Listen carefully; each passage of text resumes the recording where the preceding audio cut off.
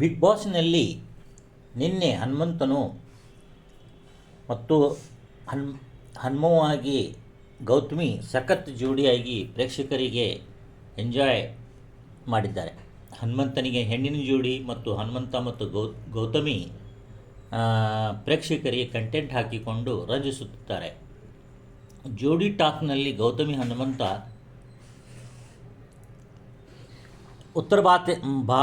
ಉತ್ತರ ಕರ್ನಾಟಕದ ಭಾಷೆಯನ್ನು ಬಳಸಿ ಮನರಂಜನೆಯನ್ನು ನೀಡುತ್ತಿದ್ದಾರೆ. ಎಲ್ಲರೂ ಬಿಗ್ ಬಾಸ್ನಲ್ಲಿ ಆಶ್ಚರ್ಯಚಕಿತರಾಗಿ ಇವರಿಗೆ ಗೌತಮಿಗೆ ಅನುಭವ ಅಂತ ಪೀಡಿಸುತ್ತಿದ್ದಾರೆ.